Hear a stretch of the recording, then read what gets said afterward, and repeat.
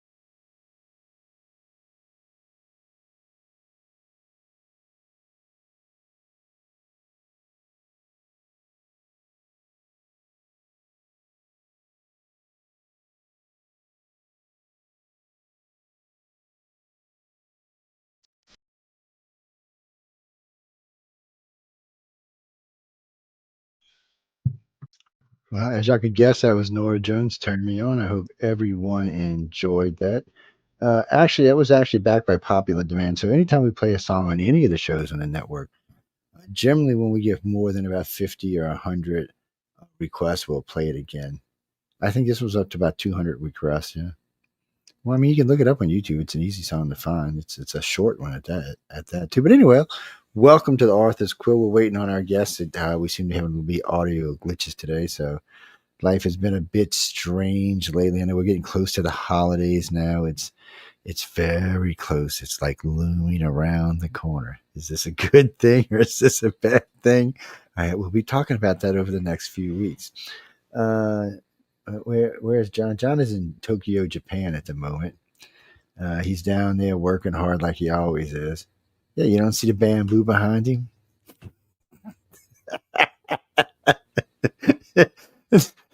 Okay, I'm sorry. He's. It Oh probably would be Lord. better if he was in Tokyo, but no, he's in Mm. Hollywood, California. They don't have any big book things in Tokyo. Yeah, It's I mean, what's the ratio of people who speak English in Tokyo or in Japan for that matter? Any Japanese out there that know, why don't you write in and let us know? For that matter, anybody who knows, why don't you write in and let us know? I'm kind of curious now.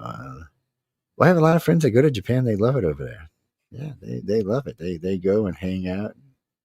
I was just wondering. For all of our LA friends now, next Friday night, we're going to have John Woods. Next Saturday, we're going to be talking, both of them will be talking about the Hollywood Parade. I've yep. never been to the Hollywood Parade. It kind of bites. I was hoping I'd be down there Not because filming you for haven't been something. invited. Yeah, well, if I could get down there, I would. I get usually somebody else is going on. I'm hoping because it's looking like maybe I might get lucky and be down there for something else. Yeah, Because I got some tentative dates yesterday, so I was kind of like, well, if you live in Hollywood, I mean, if you live in Los Angeles for that matter, well, you could live in San Diego. What is like San Diego, a 2 hour drive? Something. I don't even think it's that no, far, is it?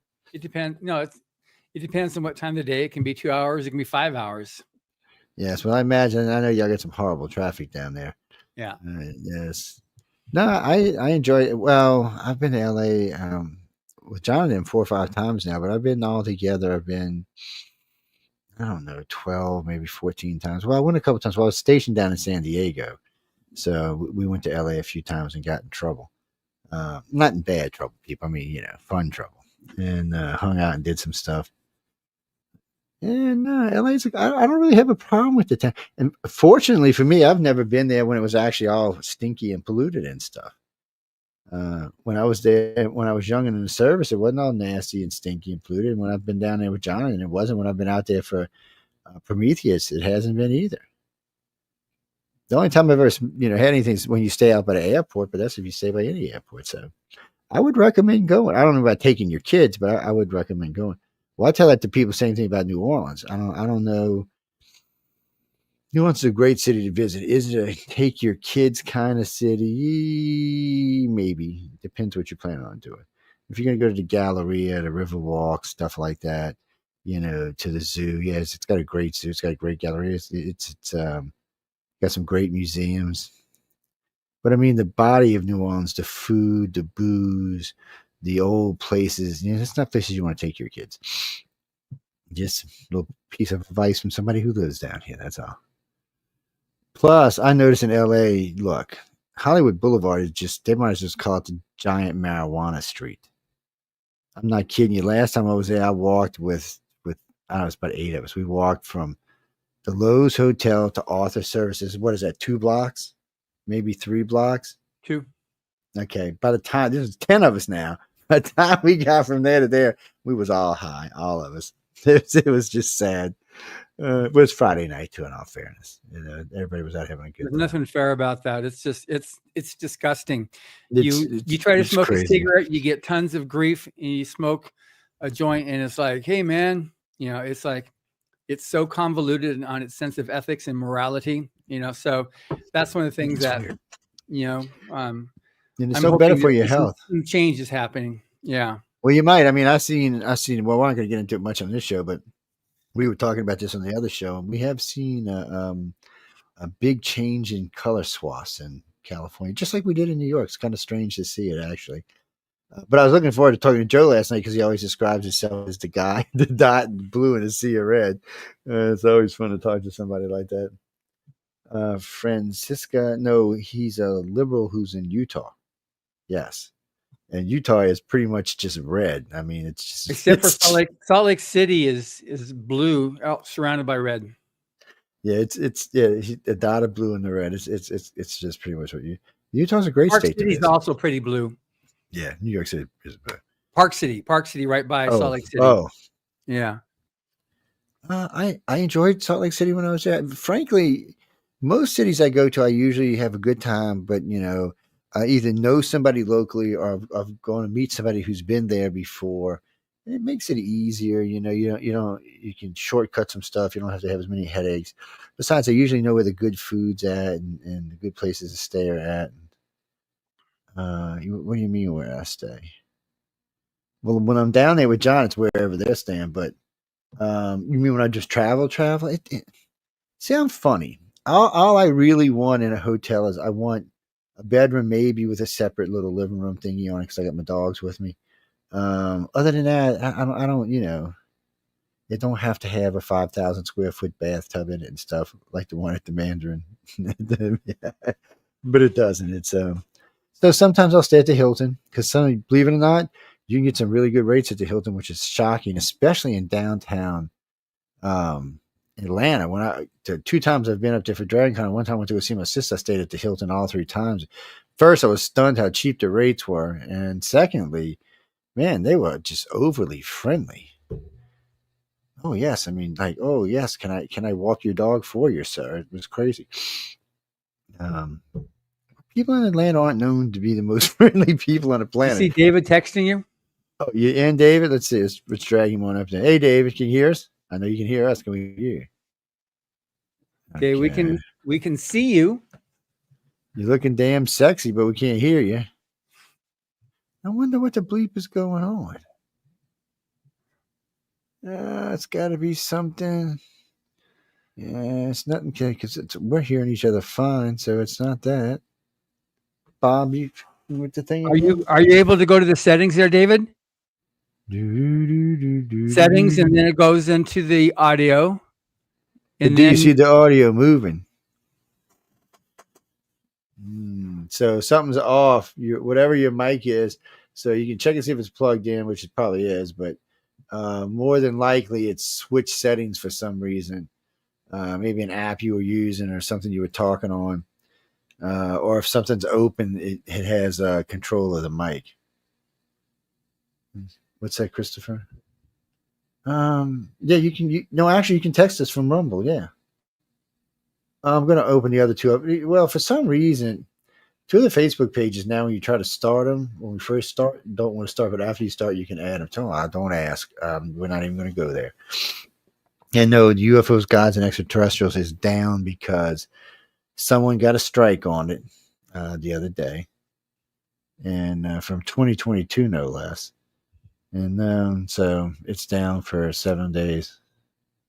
Well, I heard something there for a minute. Uh, John, yeah, no, John is 51. Yes, yeah, I know he looks good, don't he? Seriously, no, he looks. I'm telling you, man, I should. Well, how old am I? You don't want to know how old I'm. Like ancient. Yes, I'm like beyond time. I have to keep my beard like this color because if I don't, right now you can even see where my shirt stopped and my face started. Yeah, it's just sad. He'd be Frosty the Snowman. Um, don't ask me. Probably from doing radio with you crazy people turned it white. Yeah, it's probably Snow White. I don't know. No, we're trying to get David's mic fixed. That's all. What is it, Stephanie? He wrote. John, you got yours handy? Death and Attacks. He wrote Yeah, in because I this got mine book right there. here. He wrote a story called Death and Attachment, which has this illustration. Yeah, Yes, there's, it's a and then great. that's the It's a book great that came illustration after. too. This is a short story in here, and then he's got the novel that he wrote, Yeah, which is the full story of this. Which, and then we did an interview on the Rise to Feature podcast as well, where he was a guest, where we talked about Death and Attacks Man, and that's the only copy I got left, but that's my personal copy. Y'all can't have that one. But just yes, because somebody asked me about it, because you can see it. These books sit up here like this. It was sitting right on top of the fire. And what's it? I find the most stuff. I got so much crap in my studio right now. That's why you only get to see this half and not that half. I find books all the time. Stuff. I find stuff from John. I find stuff from people. Every now and then we'll get stuff from like Barnes and Noble. Some author or some company will send us stuff. Some company from New Orleans the other day sent me 50 books. I don't even know who they are. I got to find their letter so I can write them back and say thank you. And then I get stuff like this. Hold on, let me show you. Since this is the Authors Quill, people like to send me books like these. This book is old, as you can see. Because they, for whatever interest they heard, a show we did a couple of weeks back, actually a couple months back, we talked about weapons and how you put them together and stuff like that. And so someone gave me this. When the book itself is in great shape, the cover is not all that great off, but it's from Major James E. Hicks. Talks about all kinds David, of. can you put in earbuds or something like that and use those as try that? Maybe that'll work. Hmm.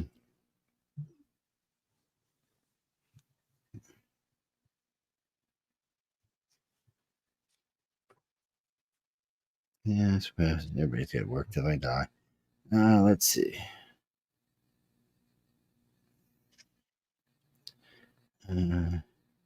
Joe, can you please refrain from making liberals cry? I've been making no liberals cry. What are y'all talking about? I got all kinds of friends that are liberals. I can't hate on them. Actually, uh, you mean writing a book? Well, I don't understand what you're saying. So you're writing a book. Well, you ought to take the first part and turn it a short story and send it to writersofthefuture.com. Go over there, read the rules, and send it over there. Well, you're from Portugal, right? Yes, they love people from overseas. Don't ask me why, but they do. Yeah. I don't think anybody from Portugal that I've met, but I think they had someone from Spain I remember meeting. Uh, nah, the winners are always very nice people. Yeah, it somehow or another your Zoom may still have control of it somehow. Every now and then we see those kind of issues where it won't release the mic for some reason. You might have to restart it. It's strange. Jeffrey, what do you mean? No, Je- Is it showing your earbuds? Is it showing your?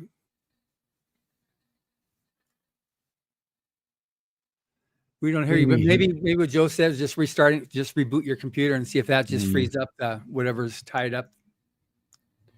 You've yeah, rebooted three yeah, times. we're right here. You know where we are. We're not going nowhere.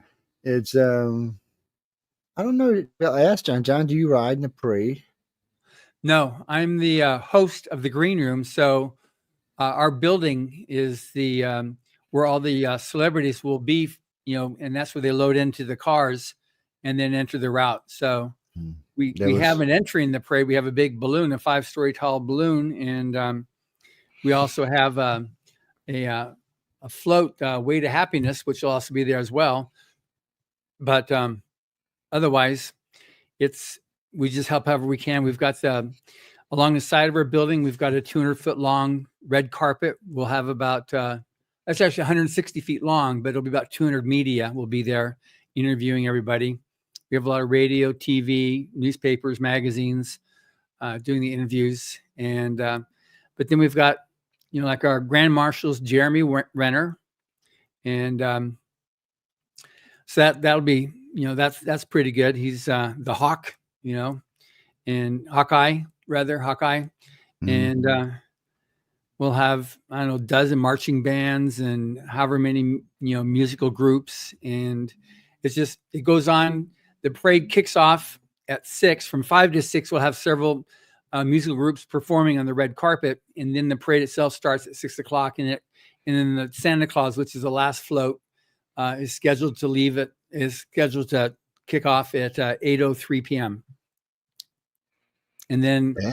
it goes around. It starts here in front of Hollywood Highland, which is where we are. Right, we're right next to that, right by the Chinese Theater, and it goes down Hollywood Boulevard up to Vine, and then it goes Vine up to Sunset, and then Sunset back up, um, and then so it's about a 3.5 mile route that everybody goes. It's a nice little route to cruise on. It's an easy one to walk. How's y'all's weather? It's getting chilly down there finally. A little chilly. It's supposed to be on Christmas on the Christmas parade day. It'll be supposed to get down to I think 46 or 49. Ooh, that's chilly. Yeah, it'll be chilly. That's jacket wearing weather there. Yeah, at least it'll look like a Christmas parade. Yes. Denise, nah, it's we started getting some cool weather. It's right now it's about mid 40s at night and mid 60s in the daytime. Yeah, it was like 65, 66 today. And it'll probably get down to like 42 tonight. Yeah, it's nice, comfortable weather. And it's beautiful outside. You know, when it's cool out, the skies are always crisp and clean looking. You see way more stars. Let's see if we got David back yet. Uh Christopher Ray, that's the FBI guy. Give me a break. He's not the FBI guy. I'm gonna have to go see what Christopher Ray All is. right. Oh, what's that? Almost I like can hear something. you. Can you hear me? There we go. Oh, Now we we got you. Yeah, we all got you. right. Yay. Well Yeah, done. I had to switch to my phone. Good. Well, yeah, sometimes that happens. Yeah, sometimes whatever it is gets Yep. hung up on the computers. I don't know. It's a pain in the ass to find them Yeah. sometimes. And sometimes you anyway, can, sometimes we you got can't. you. So that's what's important. Well, ladies and gentlemen, That's what's David important. Hankins. He was one of the winners of Writers of the Future. So that's where I originally met him at anyway. We've talked a few times. Got great book out, Death of a Taxman. You should get it out and check it out. I just what did I do with it? I just had it out. Oh, here it is. I just had it out just a second ago. Ah, there it is. Look, see people, look at that. Ooh. Don't this guy have such a cheesy look on his face like I'm coming for you, baby. Foul fox your damn ass. It's oh, I actually love that picture. I think it was well done. It was a lot of fun. So what have you been up to? Staying out of trouble? I wouldn't go that far. So I've I'm sorry. been writing the sequel to Death and the Taxman. That sounds good. Uh, so I wrote Death and the Dragon, and that is going to be coming out in January. Actually, on the last day of the Year of the Dragon. Well, that's clever. That's good. You and your clever marketing ploys. I try. Death and Taxman came out on tax day, so this one will be Exactly. the last day of the year of the dragon. No idea what I'll do for the next one. Hey, if it works, it works, man. That's all that Yep. matters. Yeah. It's all that matters. So So are you still in the military? No, so I retired from the military 2 years ago. Actually, my official retirement date was about 2 weeks before Joni called me saying, "Congratulations, you won Riders of the Future." So that was a good month. Yeah. But now I work for the Army again as a contractor. I do logistics inspections, traveling around the world. I knew you're doing something with money, but I wasn't sure what the significance of it was, what the connection was. So now you're a civilian contractor. Yep. but you But you up retired last as a week. captain, Lieutenant Colonel. lieutenant colonel. Ooh, that's a nice rank there, man. You're getting a nice paycheck. But not quite enough to pay for the mortgage, so that's why I still have to be a contractor. Yes, well, unfortunately, that's how the military is. But still, But that's eventually, hopefully, the writing will, start Pay paying the off, yeah. mortgage. So, folks, go ahead, please, go buy a book. I That's right. insist. Buy one for your friend too. Buy two. Yeah. Yeah. Well, it's a holidays. Buy three. I mean, come on. Let's be honest. It's that time of year. You got to buy for guests. Jamie. Yes, we gave away two of them last time he was with us. Yes, we did. Oh no, they went quick, but they went. This is funny. So they went quick, and then I didn't hear back from either person. So I was getting ready to put them back up and say, hey, on the next show, I was just going to say, look, we got these two books available because nobody claimed them. And I'm not kidding you, man. Like the day I was going to do it, both of them wrote to me. Oh, this is I'm sorry it took so long. This is my address. I'm like, oh, really? Yeah, I said, you got so lucky because I was going to give them away on the Authors Quill. I'm curious, David, because you did all various kinds of things to be able to promote and market your book. What did you find to be the most successful or the one that gave you the most return? I've actually found that in-person sales have been doing the best. So I've been doing a lot of online non-paid marketing. So lots of social media stuff. I've got newsletter that I send out, and that has gotten some sales, but not a lot. I think I have to actually start paying for advertising and stuff to actually get online sales like that. But I've been doing a lot of in-person events, so signings at local bookstores, and been going to a few conventions, and been doing really well with those, getting sales off of that. I think TikTok is the last platform now that you don't have to pay to get organic. You can actually get organic movement of stuff. I just joined TikTok about a month ago, and yeah, I've definitely seen that has had a lot of organic growth, and it seems to be where the readers are. Yeah, there's a lot. There's we just created a TikTok shop, which is different than Book Talk and different than TikTok. So TikTok shop, and there you also cannot pay for. You can't pay for advertising. You can't pay for promotion. You get there you get influencers that like your books, and they will send people to your shop. That's how that goes. Is through a massive organic surge. Yeah, I haven't built my TikTok shop yet, but I fully intend to. It's just another thing on my to-do list. Yes, we've been urged to finish our shop because right now it's ahead of the curve. So anybody gets in there right now, you're going to be able to get more of the support from TikTok. Then once it becomes like the thing, then it's no longer the new thing, and everybody's they're going to split the attention amongst the jillions of people doing it. So right now, if you do it, you're a bit ahead of the curve on people creating shops. A lot of the big publishers are doing it right now too, are creating TikTok shops. TikTok is definitely interesting. I'll say that much. Yeah. It's I can go over there and just log in and turn around to be 3,000, 4,000, 5,000 people just following you around.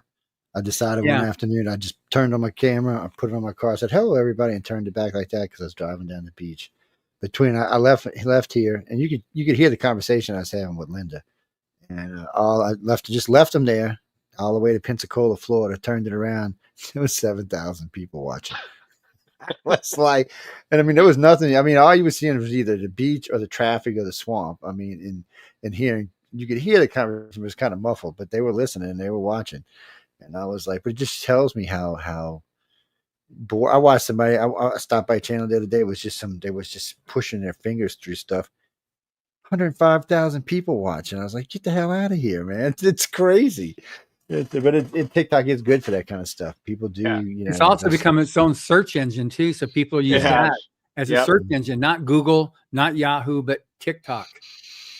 Yeah, I got in a big fight with somebody the other day on one of the shows because they wrote to me, TikTok's been banned from the US. I said, no, it's been banned from government computers. I Yep. said, but it's not been banned from the US yet. Because there's a couple states would like to try, but I said it hasn't been. And I said, I don't even know if they can. We'll see. We'll see. But I don't know if that's something they can actually do. Maybe they can force it into US hands or something. But I don't know. It's a great platform. It's a lot of fun. I It watched is, countless people just. and the book talk community is very, very active and vibrant, They are. and they love talking about books, which is Yeah. great because I like Yeah. talking about books too. And there's a lot of people over there talking about books. I mean, there's a lot of them. Yep. It's, and TikTok's got the algorithm. Once it starts knowing what you're looking for and what you're liking and what people, so it starts Mhm. putting you with similar people on its own. It Right. helps you to grow a lot faster. Yeah. Sometimes I won't. You do those random searches, because all Yeah. the things, oh, you're interested in whatever you just hit random search on, and you start getting those things like, whoa, whoa, whoa, whoa, whoa. Yep. Well, I've actually have 4 TikTok accounts. Well, Linda's got one. I've got 3. Technically, one of them belongs to Lola. My dog has her own TikTok account.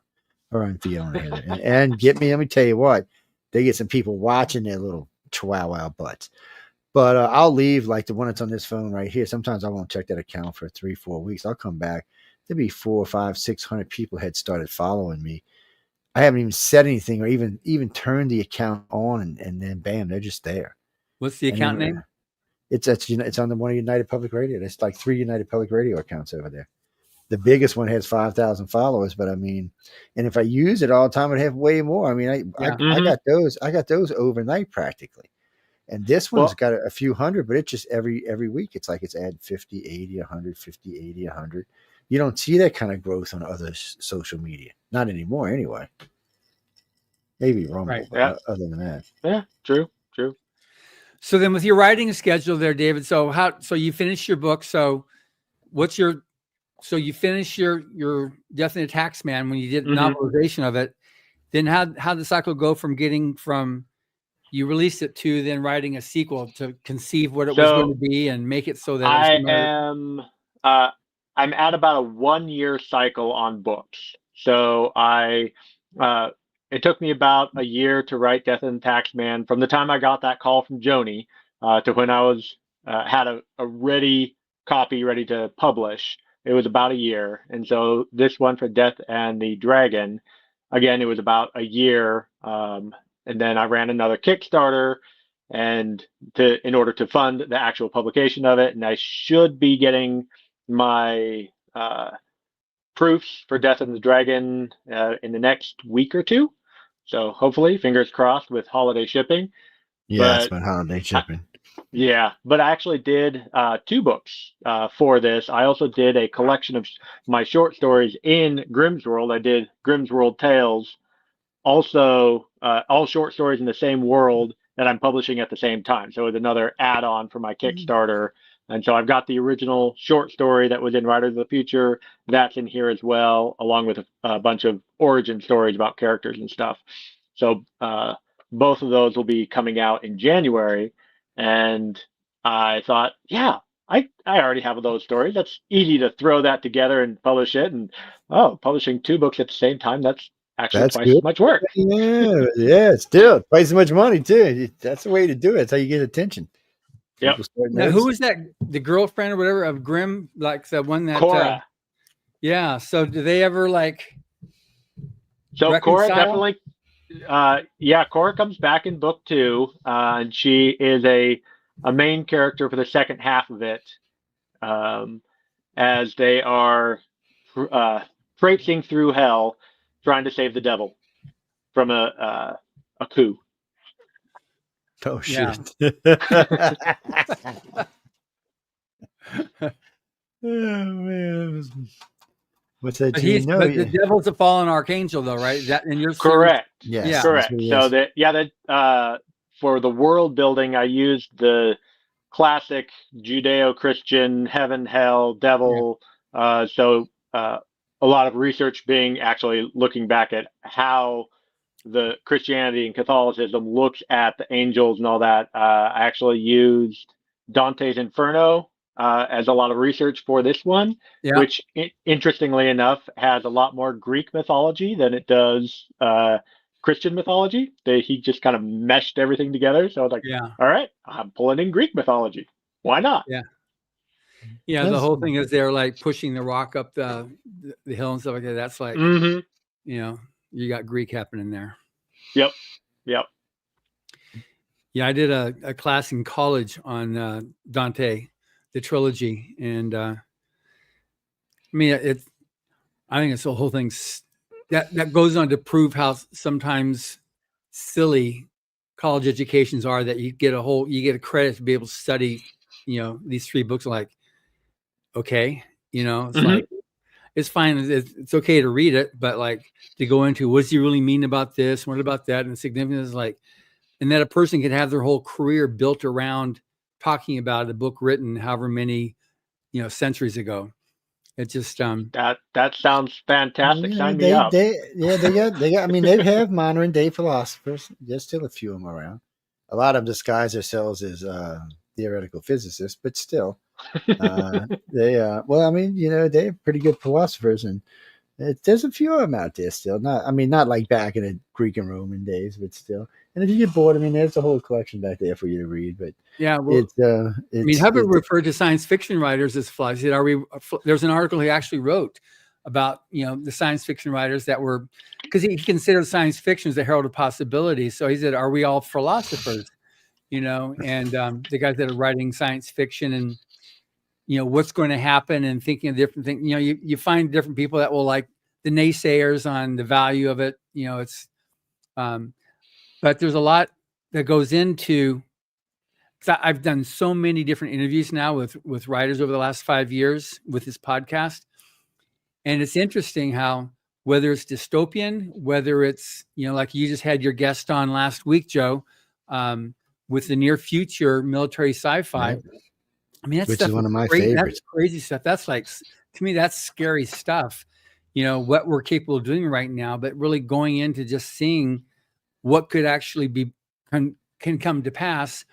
And there's a lot of thinking that goes into to get a reader to suspend disbelief. Like there has to be some thread of credibility to go along with something and suspend your disbelief. It's one thing to like, Humpty Dumpty sat on a wall and just like, okay, yeah, right.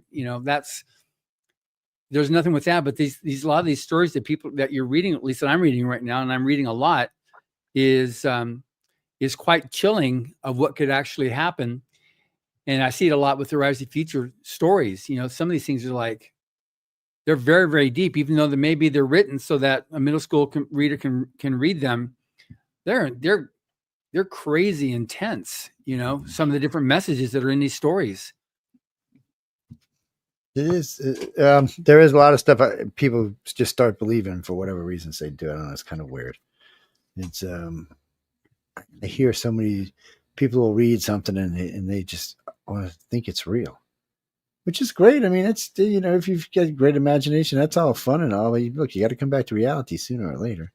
Yeah. I mean, yeah, you have to live in the everyday world. Granted, Yeah. go ahead. Yeah. I like that quote by Hubbard that it's the herald of possibility because you look at science fiction, and I really like the direction that hope punk is going these days, where Yeah. it looks at the future and goes, okay, the world is not falling apart. We actually have ways that we are making it better. So let's focus on the positives of our move into the future and look at those possibilities that we could have moving forward. One of the stories that I got published this year was it was To Catch a Foo Fighter. It was in Dreamforge magazine, and Dreamforge. One of the things that they do is they always look at that positive outlook on science fiction and fantasy, and that whole issue was called the Grand Uplift. So they were looking at how humanity uh, moves to the next step of evolution or whatever, and looking at the positive outlook. And I think the way science fiction helps us to find that positive future is the herald of possibilities. Yeah, that's good. You said it's hope punk. Hope punk. Yeah, Yeah. I'm not familiar with that term. I made a note of it here so I can check it out later on, and because that's the new thing. There's all kinds of things that punk. It's like something punk. It's yeah, I think it came to be with all the dystopia, everything that's been over the last decade or so. A bunch of authors were like, let's do something hopeful. Let's because the punk thing is you're rebelling against whatever is popular, and so they're like, yeah, hope is not popular right now. Let's go for it. That's amazing, but that's definitely a good thing. That's also the value of writing, and as long as we keep people reading, then that's a good thing. And I try to keep focus on the people reading and celebrating story, and the contest continues to grow, and we're keeping a pretty hard line on not using AI, and discouraging. We'll go through in the best of our ability. We find everything and cull that from anybody submitting and winning. It's a little bit harder with the illustrators than it is with the writers. But still, we go through and just make sure that we get anybody and say, okay, good, you're disqualified, because I made it as a rule that it disqualifies, if you submit using AI. But hope punk, wow, okay, good. I gotta look and see who's got that going. Yeah, definitely Dreamforge, which is actually run by Writers of the Future winner. Yeah, Volume 8. Scott Knoll. Yep. He's been a guest before as well on my podcast. We can maybe get him onto the show as well, Joe. I don't think we've had him on as a guest. He was a winner back in Volume 8, and he started a magazine. He publishes, there we go, Dreamforge. And so he publishes, is it quarterly or semi-annual? He does every, I think it's 2 months, he has a digital issue, and then those digital issues get combined into a print issue. So then, so he's got a quarterly for the print. Yeah, I think it's a quarterly print. Yeah. Yeah. No, he's a super nice guy, both he and his wife. Well, we're always looking for new guests, that's for sure. And, yeah, because she does the illustrations and he does the editing. Yeah. Yeah, he went from the world of computer science and doing all that stuff. And now he's just his first love has been writing, so now he's able to he can have his cake and eat it too. But Christina, where are you writing in from? Burbank. Oh, you're in California too. Okay, what can we do for you? What do you mean this is a tryout show? I don't understand what you're saying. Trying out for what? Oh no. No, that was just two guests. That 3 weeks ago we had two guests on that I was very interested in some other stuff we were talking about that's just not appropriate for this show. That's all. So when it's not, we invite them to come on using the flip side. That's all it is. Yes, well, because some of it, we were talking about interrogations and stuff. That's pretty hardcore stuff. Yeah, it's not really something y'all want to listen to. We got a nice listeners audience here, and they're not into that kind of stuff. That's why we don't talk politics either. Well, not here, yeah. What about David? David, I know he's a good-looking guy. I know. Yeah, don't y'all have anything better to do today? You should get Death and Attacks, man. You're gonna enjoy the read. I mean, it's a lot of fun. And look, like I said a little while ago, I mean, come on, we're what, 5 weeks from Christmas? 4 weeks, really? Good there. Death and the Taxman just won the 2024 IAN Book of the Year for humor and comedy. Hey, There you go. congratulations. Thank you. There you go. See, that's even more reason to get it. Just Yep. purchase it, enjoy it. Well, like I said, you should buy three. You should buy you one, buy somebody you love one, and then somebody that you don't like, you should buy one too, just to, maybe they'll start to smile and be happy. It's a twisty book. You should get it and read it. It's It's funny. about the Grim Reaper trapped in an IRS agent's dying body. And he has Yes, to it's regain good. his powers before he dies and face judgment for his original sin. Yeah, yeah. But you don't want to do that when you're a reaper, man. Let's just be honest about it. What's that, Carly? No, that's a good book. No, because John always sends me a book. Usually it's about a month and a half before the awards, and I get a chance to read it. Excuse me, that particular story, I was just reading along, I was reading along, and the stories are all good stories, but they're not like in line. They're not all like sci-fi or punk or whatever. They're just different stories. So I started reading this story and I put it down for some reason. And I came back. Oh, I went to go get a cup of coffee and I came back and I was sitting down reading.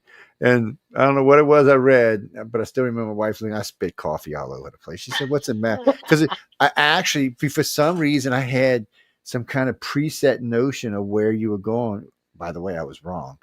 But still, I had some preset notion of where you were going with the story. And obviously, I was like, she said, I said, you got to read this. So when I got through reading through the book, I gave it over to her to read it. But she reads like lightning. I remember I bought Anne Rice's Interview with a Vampire. This book's this thick. It's like this, but it's massive hardback. I come back. I went to go get something to eat. Came back with the kid. Did something else. She said, "Well, we can have when our next book's out." I'm like, "What do you mean?" She said, "Well, I'm done." I said, "There is no way," because I took a speed reading course in school. There's no way I could have read it that fast. And she's like, "No, I'm done." So I pick up the book. I started asking her, "No, she's done." I was like, "God." She still reads like that too. I mean, she's like insane reader. But it's a lot of fun because she goes to. And it's a good thing for me. She likes to read because sometimes I get a lot of books sent to me and I can't read them all. And now you send them to me in audio, we're good to go. But anything else makes it hard because I don't have the time to sit down. See, like right now, I could have one. Like if I was doing online work or something, I could have one playing in the background over here. But you can't read it because you're doing other stuff. Jesse, no, anywhere. The book's available everywhere. As far as I know, you can get it anywhere Yep. you can buy a It's book. on Amazon, Barnes and Noble. Yeah, pretty much wherever you shop for books. It's in a bunch of British bookstores. And, Amazon at all of them, Canadian, Australian, India, wherever. So, yep, it's everywhere. Jackie, we don't bring no bums on this show. Everybody comes on here, you can get their books everywhere. This ain't where you got to go look at some sneaky shop online that you got to go through 50 links to get. Okay, that was wrong of me to say it that way, but still. No, I mean, a lot of the people we meet from Writers of the Future, they really start to come out, and Writers of the Future just helps them along. I know in some of it helps a career in different ways, but a lot of it's just an ego boost. It's something that you can say, "Hey, look what I just won for this story, and it's a good story. Wouldn't have made it in the book if it wasn't a good story. This is a particularly good one."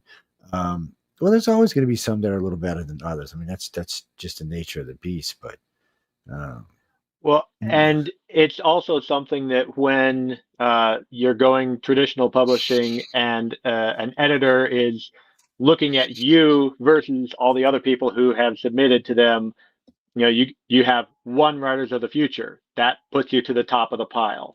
Yeah. Uh, it does. and it's the beginning of the writing career for me definitely was winning Writers of the Future. And so I've now published one book. I've got two more coming out. One of my friends from my year, he hasn't announced it publicly, but I know he just got a 3-book deal from Simon and Schuster. And so it is Writers of the Future really helps promote and boost their writers in such an amazing way. I just can't say enough great stuff about the contest and the folks that work there. And yeah, if you're a writer, absolutely submit. Um, I know John always gives his spiel on the contest, but it's quarterly, blind judging, and so there's no reason not to submit. If your story doesn't win, the worst that you'll get is please submit again next time. Yep, Right. that's the words you'll get. Plus, No, we also have okay. a forum that you can join. Mhm. Some people can just come in and was it lurking? Is that what you call it? Or when you Oh just, yeah. Where you lurk in the background. I did that for a little bit, where I was yeah, just reading through everything everyone had posted and learning all sorts of little tidbits, like how to format a short story. I hadn't known that before I got there. All sorts of stuff that help make your craft a little bit better. And yeah, the forum really helped me jumpstart my writing from enthusiastic amateur to actually being able to do something.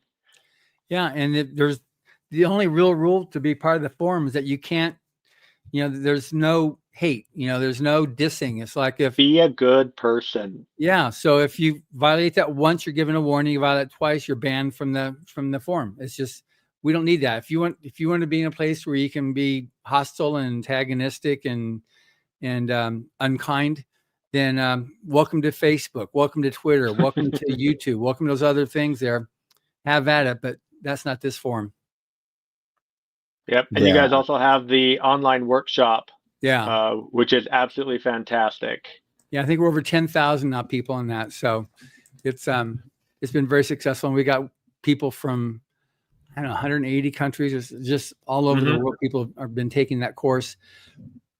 And we have entries from over 175 countries. So it really is open to everybody. It makes it possible for anybody who is either an artist or a writer be able to get their voice heard and seen. And if you win, you're flown out to Hollywood from wherever you are around the world. I just did a show a few days ago in South Africa, and this guy here knows a bunch of other media there, so he's going to try it up. He just says, I had no idea about this contest. I so love this. This is amazing.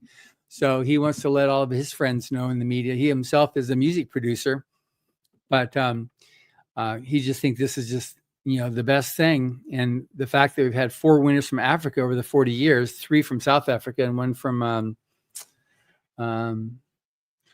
I forget which country it was, a writer winner in volume 35, I think it was. Yeah, it was the year that Wolf Moon won.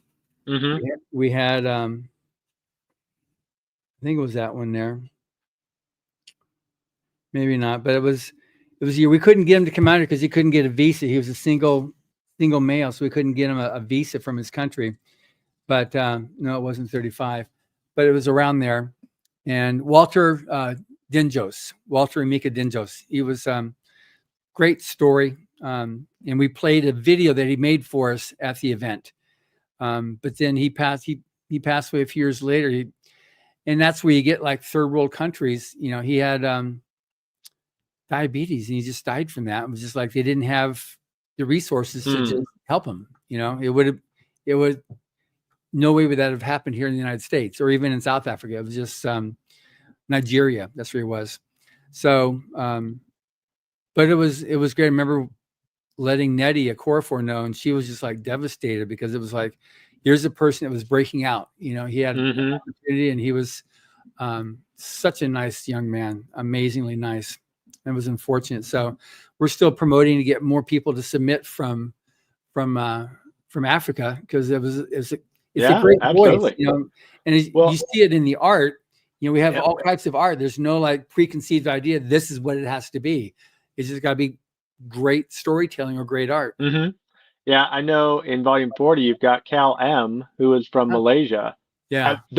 I know that wasn't the grand prize winner, but in my mind, it should have been. That story was fantastic. I loved Butterside Down. Yeah, we noticed it was the last story in the book. Yes, it was.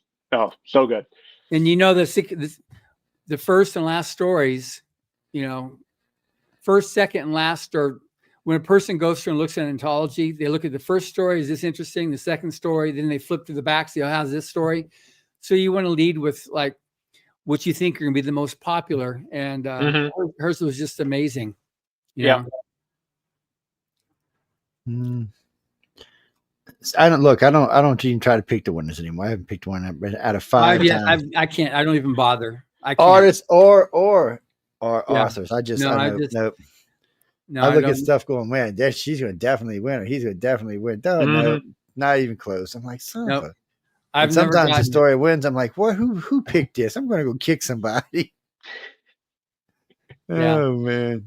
Well, you get a vested interest. You get to meet everybody. Everybody, and now by the time we get down there, we've already talked to everybody at least once, sometimes twice. Yeah, and the grand prize winner doesn't mean anything other than you get the $5,000. But we've had people at third place quarterly winners that will do just as well as someone that's the first place or grand prize winner. Third place, right here. Yeah, it's just like, how much are you willing to, to run with it and just take it and just make the best of it. And as you've experienced too, working with Rise of the Future, we'll match you effort for effort. Absolutely. Yep. You won 2 years ago, and we're still, we called you up, said, hey, you want to be on the show? And we'll work out when when your next book comes out, figure out how to get you and back on again to help you make success with that one. Because I'm always looking for who's going to be, down the road. I tried, like Nettie, I was working with her for like 10, 15 years before I approached her to be a judge, just to see how she was coming along, see how she was doing. I mean, we always have to just plan for the future, and don't like to plan for somebody's death, but you need to plan for the future because things happen. What? No. John's not a judge. John's just a boss. He's not a judge. No, I know for a fact he's not. Yes. No, I have no idea what's coming. I know most of the judges. Yes. Yeah, and when he finds out, I find out. But no, he don't know. I harass him about it all the time. I'm like, who's going to win, John? He's tell me now, man, tell me now. He's like, I don't know. And then I try to bribe his wife with chocolate. And she's like, it don't matter. I don't know either. But she'll take the chocolate. Say thank you for the chocolate. Yeah, she'll take the chocolate. She says, but I can't help you. You're just on your own. I was like, what's that, Jeffrey? The whole bunch of them are just good people. Yeah, go win and find out. I know you're right. I've seen some of your stuff posted. Well, yeah, you can write a Bigfoot book. Yeah. It'll fall inside as long as it has a speculative element, and Bigfoot is speculative. Yeah. So it'll fall inside their guidelines. No more than 17,000 words. I don't know how you are, what you like. That writes like 8,000 billion words. I met this guy online 20 years ago. He says, I'm writing a book about ufology. Can I send you online? It's 400 and something thousand words. I wrote it back and said, I ain't never going to read that. You know that, right? He's like, what? I said, dude, that's just not going to happen. And then he sends me this program that'll read it to you.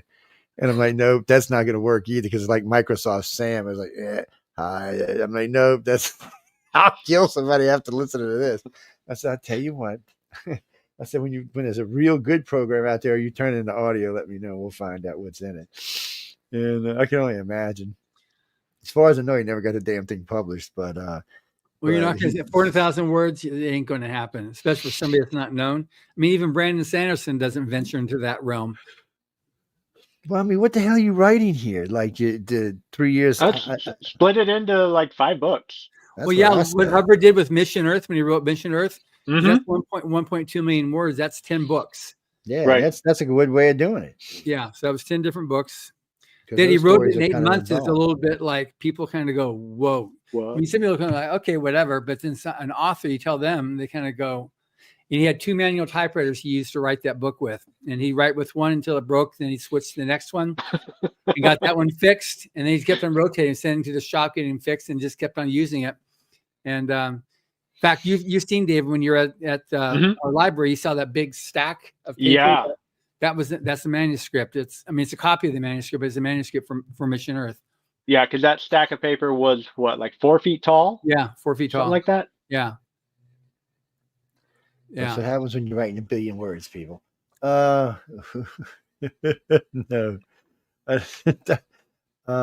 Really and truly. No, I try to write. I just don't. Maybe I'm just too ADHD. I don't know. It's hard for me to sit still. And Joe, that's okay. We need readers. So, yes.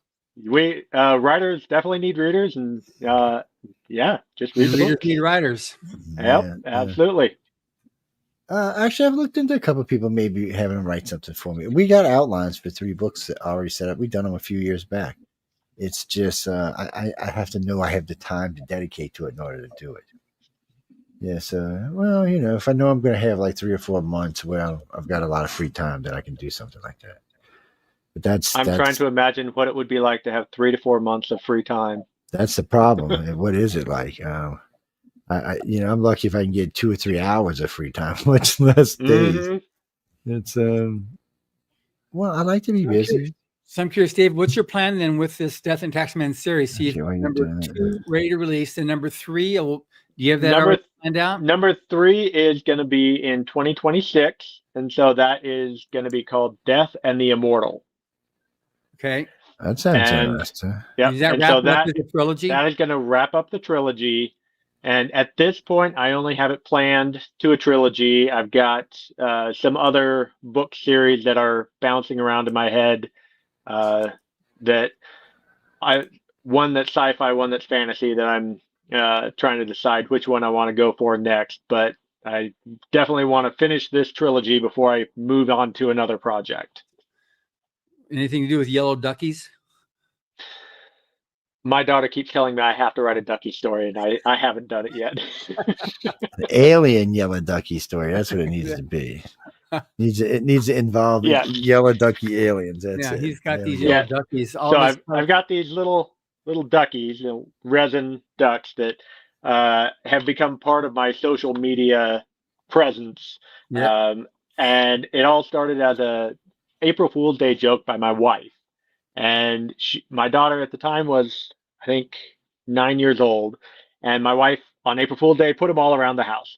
My daughter would find one. She's like, "Oh, cute, a ducky." Then she'd turn around. And my wife would put another one exactly where that one was. And then she'd turn back around and just like, "I just took that duck." And this went around the house for a couple hours until my daughter started getting really mad that the ducks just kept coming back. And so we had good fun. And that day I had to fly to Germany for work. So I get to the airport and I'm standing there in line and I stick my hands in my jacket pockets. I'm like, "What is this?" And I pull out a little duck. And then I one out of the other pocket. I'm like, "Oh no." So I go check before I check my bag in. I checked every single pocket of my checked bag. She'd put a duck in every single pocket. And so they traveled with me to Germany. I took pictures with them everywhere. And yeah, they've been traveling with me ever since. Yep. Weird how things take on lives of the island. Mm-hmm. I know we got somebody else joining with us. I know I just sent him. Who is it? Bruce Bernice? Is that who? Yeah, that is? Bruce Bernice. He was a Bernice. winner. Hey. Yeah. Hey, Bruce. It's well it's I just sent him an invite, so hopefully he'll pop in the next minute or two. Yeah. It's No, he does a lot of events and conventions. That's where he does his most of his success, and he's very successful as an artist. Yeah. That's what I was yeah. Any plans to hit any events coming up in 2025? At this point, I've got a couple of conventions I'm going to. I'm going to LTUE in Utah, which is Life, the Universe, and Everything. And then outside of that, I only have local conventions I'm going to. Like I just went to WindyCon in Chicago, which is a very small con, but it was nice to have somewhere I could drive to. Yeah, it's always nice. Mm-hmm. Sometimes I'll take smaller events if I know I can drive to them.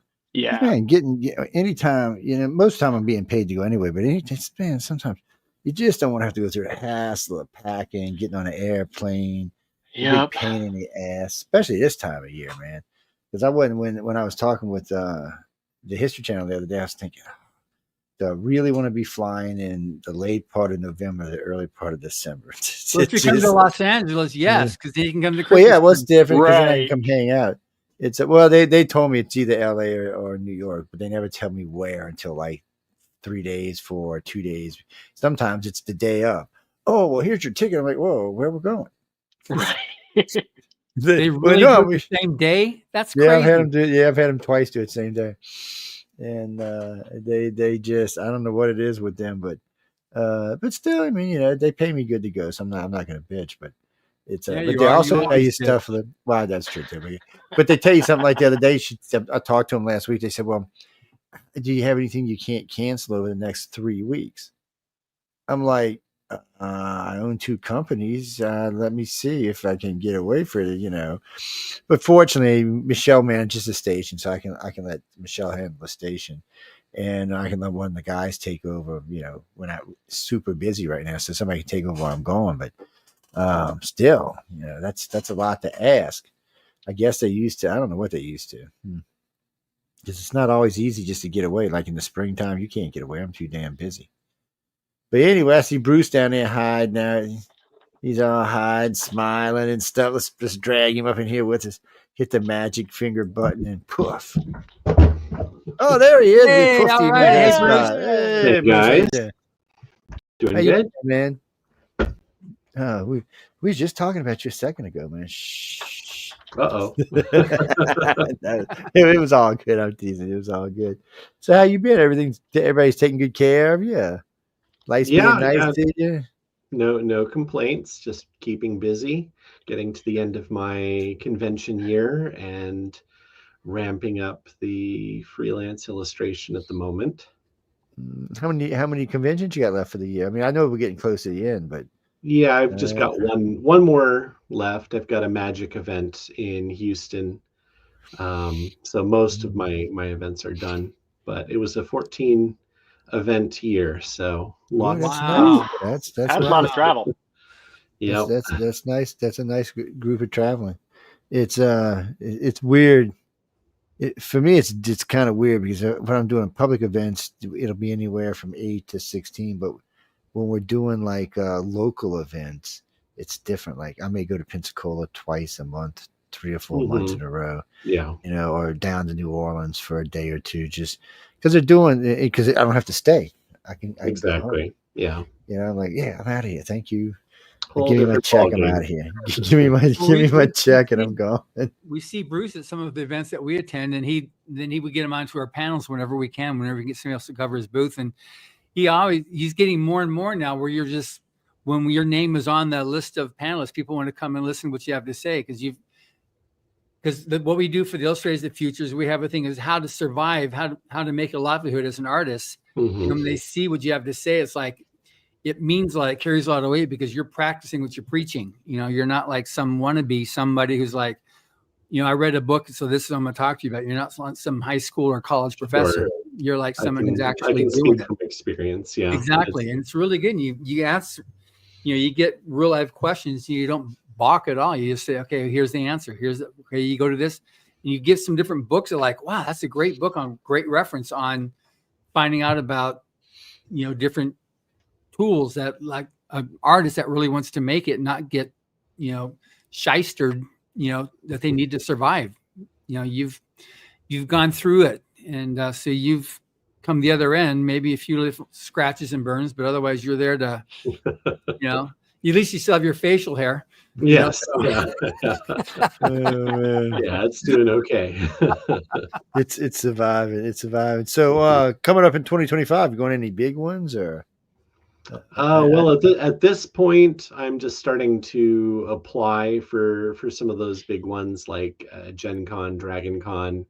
The applications tend to happen around this time of year, and it'll be a while before I know for certain whether I'm at those or not. But I've been doing both of those shows for a number of times, so That probably hopefully makes it easier. hopefully the jury will be kind to me again. I'm It's sure you'll do fine definitely with, for Dragon Con for sure. They're going to, but you bring, stuff to the shows. You don't like come there and like, whine and whinge, you're there, you know, you've got an established audience and you've also got a track record of being a good attendee and exhibitor which is always a thing. Like Mhm. you wouldn't think that people would be such whining, miscreants, but some of them really are because I'm good friends with the owners of several of the shows. Mhm. And sometimes what they have to deal with is just like, really? You're kidding me. So, Yeah, I'm pretty easygoing as yeah, it goes. So no issues there. No, but it's your livelihood, and you treat it as such, and you know that if you're there and you create a good impression, and you've got yourself, a good product, which you have, and you treat everybody with respect, that you're going to have welcome arms when you want to come back again, and that's what you've created for yourself, which is great. Yeah. The reputation will always precede you. Yeah. Yes. It yes. does. Very It definitely does. Yes. So, David, you said you're going to, I sort of missed it, but you said you're going to LTUE, Yep. Life University, and At everything. this I'll be there point, at that too. that's the only one that I have on my schedule right now. Mostly because my day job, I don't get enough vacation days to do all the traveling I want to. Right. Because I would love to go to World Fantasy Con and Gen Con and all of those, but I don't have the days to do it. So I can do more of the local ones where I just take a Friday off and maybe drive up to Milwaukee. But anything beyond that, where I actually have to take more than one day off, I won't be able to make it. Got it. So I decided LTUE would be my one for this year because I actually got into their anthology again this year. Oh, good. So yeah, no, I've only been there, I think, 3 times now, but now I'm like, I wouldn't go because I'm like, okay, I don't have time. But it's trying to be really fun. And it's the week after Superstars. So I go to Superstars and I've got several panels that I do there. And then at LTUE, it turns out, because I've got several panels, and then I do that one-on-one counseling stuff. And however many hours I agree to, then they all fill up. Say, okay, good, I'll do that. Yeah, LTUE is very much a writing convention. Yeah. I guess writing and illustration, because I know they have a pretty vibrant illustration community there too. Yeah. In fact, on my last day I was there, I actually met Tremonti Sutcliffe, one of the illustrator winners for this year. Yeah. And she didn't have, I met her before she won, and she was all excited about my book. And I gave her a card, and she didn't have a card to give me. So she reaches into her portfolio and gives me this, which nice. has her card. And I was like, that's the best business card I've ever gotten. That's going in a frame. Thank you very much. Wow. And as soon as I saw that, I was like, yeah, you definitely need to submit to Illustrators of the Future. And then she won, I think, 2 quarters later. Yeah. Well, we have there at that show there, Brian Hales is one of our judges. He was a winner a couple years ago, and he basically helps to run the art, programming. And so he'll be there again this year. And fantastic. He'll do a panel on Illustrators of the Future. But we have a lot of we get a lot of people entering both contests from that show. That's why now I make it a stable thing. I just add that to my schedule. And what's LT? It's Life, the Universe, and Everything. Oh, well, naturally, okay. Yeah. And so last year was actually their big one because it was their 42nd year. Perfect. Yeah. Well, this year was my 42nd year too, so I got to celebrate that particular quote. Yeah, well, we'll have my 42nd year next year. This past year was number 40, which we had lots of for Rise to Future, a 40th anniversary. So that received quite a bit of recognition from around the world, which is very nice. We even had the flag flown over the U.S. Capitol honoring Riders of the Future and what the contest has done. And so we got that up here at Authors Services, the flag, and so that was pretty cool. So now with Bruce, so your livelihood is built around the shows that you do. That's the main thing that you do, or do you have much online presence as well? I mean, the shows are definitely the lion's share of my total income.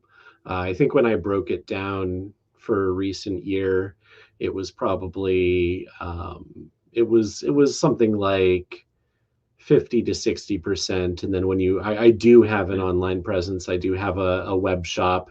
And when you add that to it, that's also quite significant. So in comparison to like illustration income, it's definitely the larger part.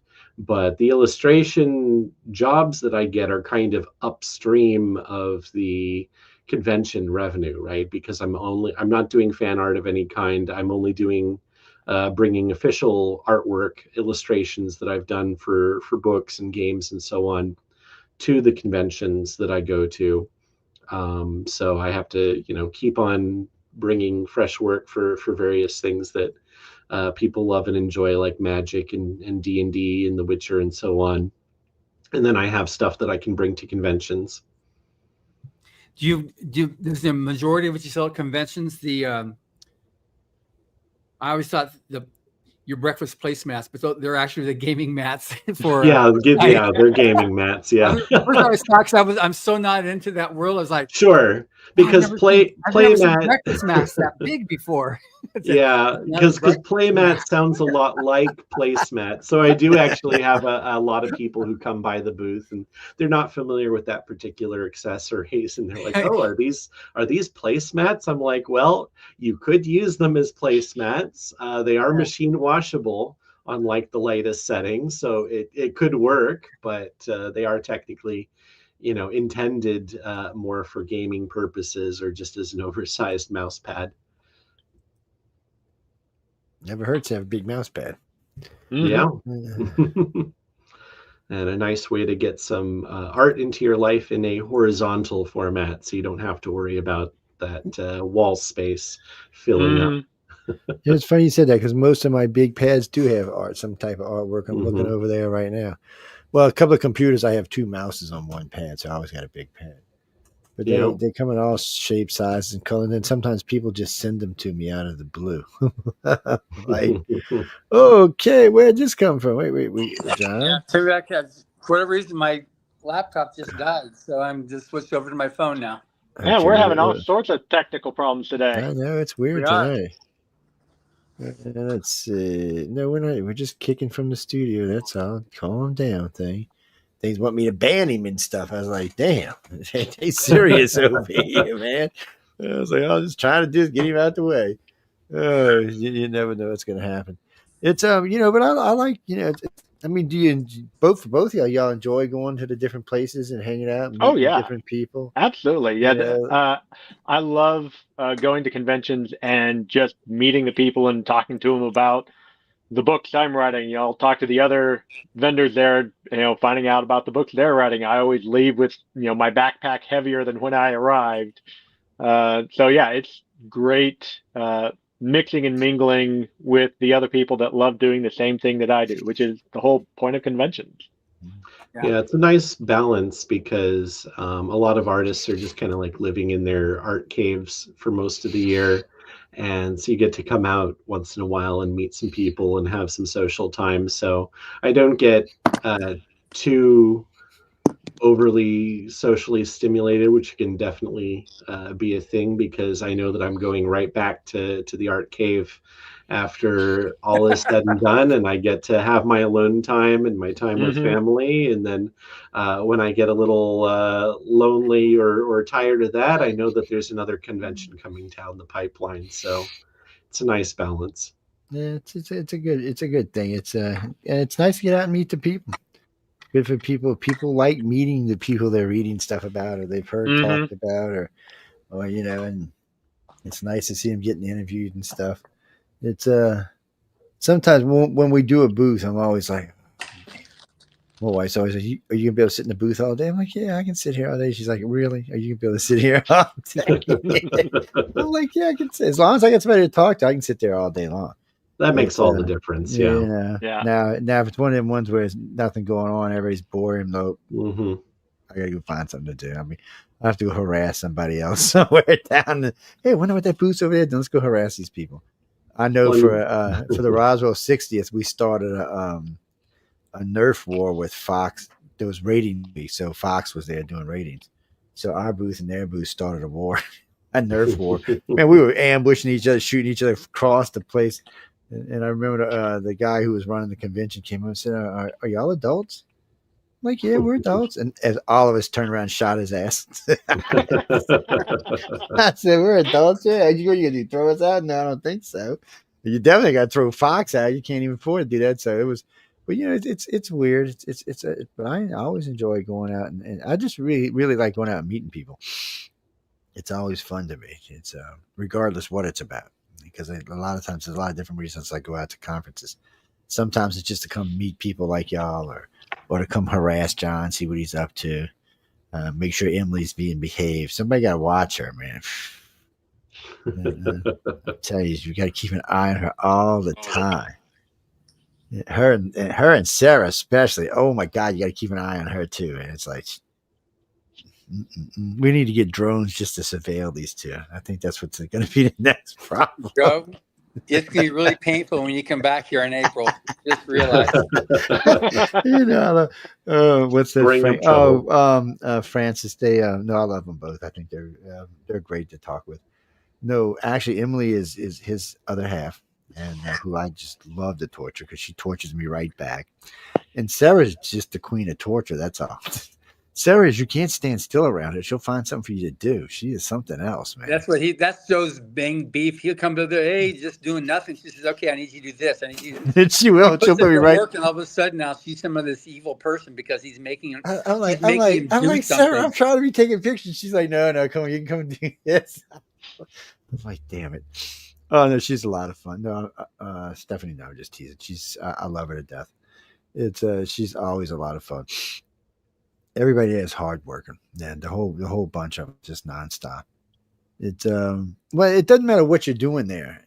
Whatever capacity you're there, whether you're one of the winners, somebody working there, somebody doing press, everybody's always busy. There's no real let's sit around. There's a little chit chat time in the evenings, but other than that, there's not much. You go to BarCon, it's about your chit chat time.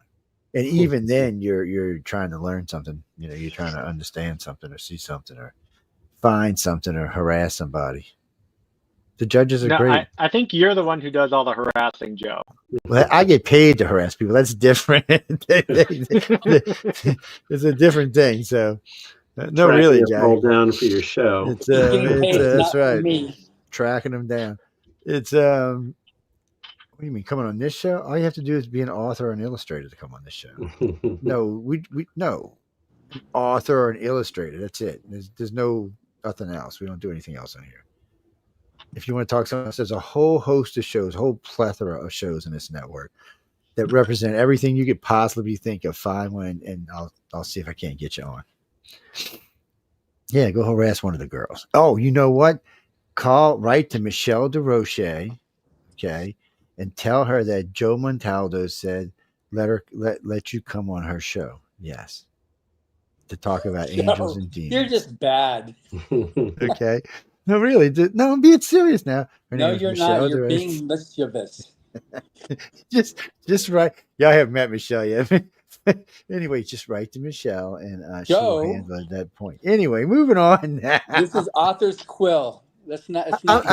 I'm trying to help a fellow author out get on his show. I'm trying to help a fellow author out. He's just not the kind of author that wants to be on here because it's not something we talk about.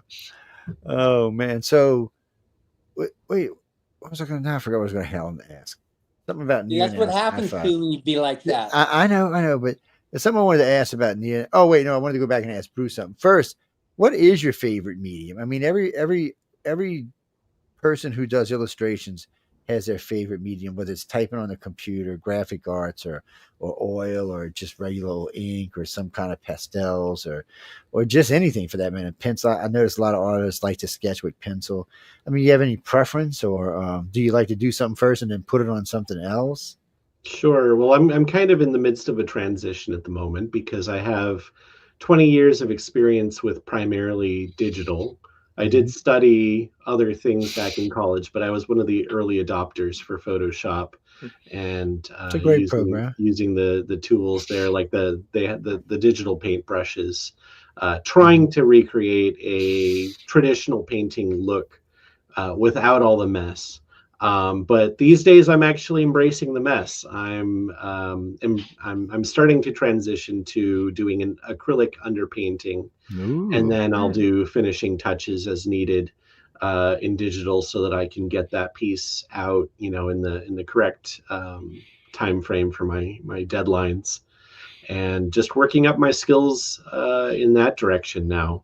So all of my work for Magic and D&D, pretty much, I'll start with either a tonal sketch using colored pencil and chalk pencils on toned paper, and then scan that in.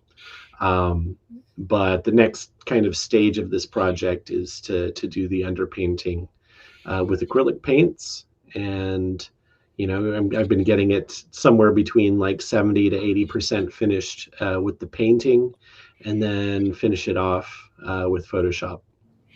Well, I've had a lot of painters tell me there's something satisfying about using paint on canvas, but I do know it varies from person to person, though. It's It is a different kind of beast, and it does kind of give a different kind of satisfaction.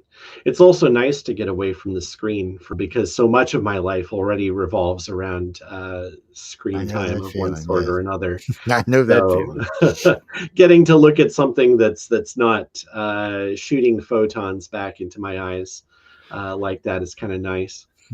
Yes. I know my dog tells me all the time, if you get off the computer, you probably wouldn't even need glasses. I'm going to tell him, sure. I said, if I get off the computer, no telling what trouble I'll get into. What is that, Caroline? Caroline, where are you writing in from? Manitoba. Oh, you're in Canada. What's up, Crazy Canuck? I can say that because my manager's a Crazy Canuck. So, what do you got for us? Yeah, so wait, what do you want to know? Oh, okay. No, I got it. So this is actually for Bruce. She's asking, so when you say, if you're walking through a park and you see something like a goose or a tree, something, would you just sit down and sketch it on paper, or would you take a picture of it? How would you go about getting it into a final product? If I'm not prepared to go out sketching, then I probably don't have a sketchbook on me, and I'll probably just shoot a photo or probably several photos from different angles of whatever the subject happens to be. For me, I'm mostly a landscape artist, so that would typically be landscapes or close-ups of textures of like rock and tree bark and things like that. So I'll get all those references, and then I'll take that back to the studio, come up with the composition that I want, and use those as reference so that I know okay, this type of rock needs to look like, or this type of tree. And the goal is usually not to like faithfully copy like exactly what that photo is telling me, but to get the feeling of it, and to understand the underlying patterns, in it, so that I can do my own version of it. It makes sense to me. It's what's it, Michael? No, it's because like I've said a million times, I draw a stick man poorly. It's he's even Same here. wobbly and stuff. It's somebody's like, is that a stick? Is that your attempt? I said, yeah, that's my stick man. You kind of wonder if he's like ADHD stick man, but still, it's I never Funny, could I was draw. chatting with Larry Elmore and talking about you were talking about their references and stuff like that, and taking pictures and stuff. And someone said, "Oh yeah, that's a Larry Elmore rock." He said, "What? Yeah, that's an Elmore rock. Your rocks always look the same." He said, "What?" And he never bothered really looking and just looking at it and just seeing. And then he realized that his rocks really did have, they weren't distinct. They weren't, a unique thing that, and granted, maybe it's not the main feature because he does amazing dragons and Sure. princes Yeah. and stuff like that. But when he started looking at doing a waterfall and rocks, he's like, I actually don't know how to paint that. And so he went and did major studies in rocks to be able to do rocks, and then to be able to do a waterfall, and with the water cascading, like how do you make that look so it's for real? And he said it spent a lot of time studying and working and working and working until he could finally get it. Correct. But I mean, I so am humbled when I can see somebody that can do what you do, Bruce. It's just, I'm just like, to think backwards, what the whole thing of like an image is seen because of shadow, not because of light, but because of shadow, and to be able to do it like that's like, Yeah, we're deconstructing what the light's doing. We're deconstructing like the form and why it is a certain way. And the tendency, like I think what Larry is referring to there is, if you don't have specific references to draw from, to understand those specific patterns that go into that object and how it appears, there's a tendency to fall back on generic forms. Yeah. And some of those may have been things that you studied way back when, and you kind of came up with a way of doing it. And so that just kind of ends up being like a fallback pattern that you create. So, the Larry Elmore rock, might be some type of rock that he saw when he was a kid, and that sort of Probably. informed his early drawing habits, right? But then if he's Kind of. pulling in specific references from something now, he might be able to say, okay, well, this one is granite, and this one is pumice, and this one is mica, or whatever other various types of rock he wants to illustrate. Yeah, but it was amazing just getting that, and just something as simple as that, like how much goes into making a rock look like a rock different than another rock. It's you can see people, person. Okay, we can see 4 faces right now on the screen, and they're all very unique, very different. Even though you say, okay, they're all, middle to old white males, and so okay, there's a look, but it's like each of us are so uniquely different. So the same thing then, with a rock, or different waterfalls, or different things that are just, that when you get into really looking at, just like a storyteller, a sentence is not the same as another sentence, and so you can look at a storyteller and go, wow, how they do that, be able to come up with that and make me want to turn the page, versus how you be able to create an illustration and make me like, wow, how do you do that? Because it's the craftsmanship. But I don't even have an eye to do the illustration, to do the art.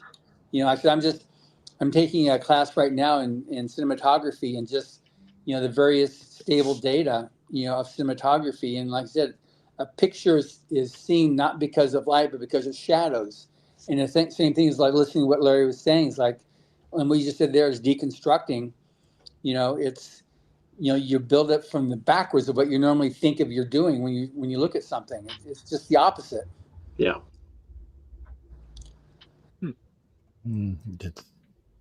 Why am I getting spammed though? They're bad people. Damn. It's a little strange. Thinking about okay. Thinking about references, I know on the writing side, we often will look at references also with, writing styles that we've enjoyed. Like I really love Terry Pratchett. He's, bright, lighthearted way of writing. And as I'm writing, I'll often be, reading his books, listening to his audiobooks, and, stopping and looking, going, wait, how did he just do that and make that joke land, and then figure out how he, deconstruct it back to the beginning and go, okay, how can I do something, not the same joke, because I don't want to take what he has, but make it my own. Yeah.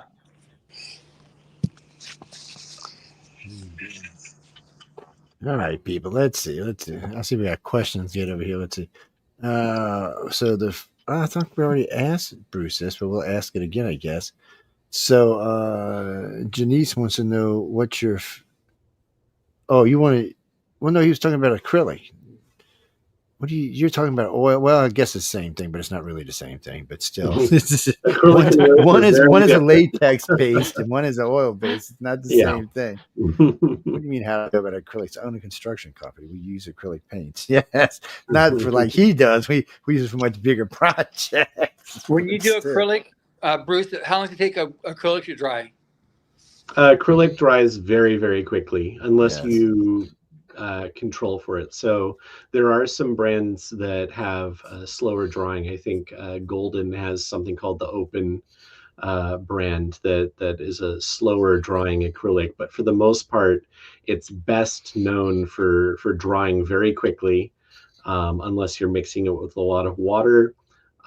But also how humid and specifically the dew point of the area in which you are painting has a big effect on how quickly it dries, and therefore what techniques like wet onto wet paint you can use with acrylic. So by contrast, oil is all like very slow drying, and people have to add other kinds of chemicals into it to try and shorten the drying times. So they each have their own problems, sort of from opposite ends of that spectrum. Yeah, has the Mona Lisa dried yet? One can hope. Yes. Yeah, every now and then they say they find some that the oil is still Yeah, wet. sometimes what'll happen is the oil in many cases will dry on the surface, but the underlying layers will take longer to dry. So there's a lot you have to know about the consistency of that and how thick you're laying it on. And if you do it in the wrong way, you could potentially lead to cracking and instability of the painting. Yes. What's that, Jimmy? We don't really use oil base anymore. We used to, but it's really too much trouble, and the government's trying to outlaw it, not for painters, but for construction stuff like we do for big projects, not for little projects. They don't care if you're painting a picture with it. They just don't want you painting a house with it. Right. Yeah. It's just they'll eventually outlaw it like everything else, just like they do with lead paint. But acrylic is look. We can paint an apartment, and an hour later, damn thing is dry to the touch. 2 hours, it's completely dry. You're like, wow, and then that's putting it on with a roller, so you know how thick it's going on. It does. It's a good product for that kind of stuff. I mean, especially if you're in a hurry, it works well, and it's low odor for the most part, which is another another important thing to thing. it. Well, one of my guys, he was from South America. I forgot where. Actually, it was from Brazil. And one day I came in work. They had just finished his apartment. He was sitting with a piece of sheetrock, and he had 4 different acrylics out there. He was making a piece on the sheet. Man, boy, he had skills. I'm like, what are you working for me for? I said, you're in the wrong line of work, my friend. I said, you need to take this. I said, no, man, you are completely in the wrong line of work. And I mean, he made good money with us. He was making about $150, $200 a day. But I said, dude, you can make so much more money than that. I said, get out there because you got to get out there. So, have you run into either one of y'all? Have y'all run into any problems with AI getting in your way or causing you money or costing you money? I should say. Not that I've had it directly affecting me. I've had outside of programs I use that they keep trying to make AI integral to Microsoft Word or whatever. Yeah. So opting out on whatever the things are as they pop up. But I make sure that everything that I'm doing, if I'm getting art, like my illustrations are from Sarah Morrison from Writers of the Future or Illustrators of the Future. Yes, we know Sarah. Oil on canvas, since we're talking oil versus acrylic. And I make sure that everything I do writing wise is my work. Even advertising, like on TikTok, we were talking about TikTok earlier. They have a lot of things where you can just put in a script and they'll have this AI generated person who comes on and says all the great and wonderful things about your book, and it's all fake and it looks actually fairly convincing. But I am of the perspective at this point that until there is a definitive line of what is and is not accepted, I'm not even going to touch it at all. Because for branding purposes, you don't want to devalue your brand with the wrong things, right? Nope. Because I even saw someone on TikTok get canceled because they had used AI in their advertising. Yeah, and there's a lot of people being affected who don't want to support those types of products. Like a lot of illustrators are having a rough time. I mean, I would say that so far my career has been going fine. And in some respects, I feel like I caught the last train out of Dodge, just because I was able to build up a name for myself before all this hit. But it's really rough out there if you're starting out as an illustrator. And you're trying to make your name amid all of this hitting. And I guess from my perspective, the main area where it affects my work is that So much of Google search is just AI crud Hmm. now. And if you're looking for those good references to use, you don't know that you're looking at the real image of the thing, right? It could be just like an averaged response that's getting all sorts of details inaccurate.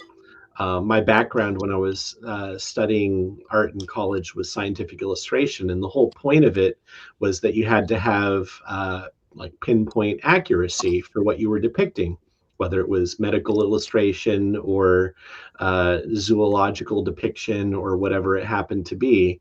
And now we've just got all of this inaccurate sort of truthiness out there in the internet, stuff that looks plausible at first but is giving inaccurate details. And for my purposes as an artist, I need the accurate details. I need the real thing. I need to be sure of it. And so it's one reason why I do take a lot of my own photos so that I have a strong reference library. I'm also looking at, which books I should have in my library to look at for various subject matters so that I have trusted sources for the information that then feeds into my art.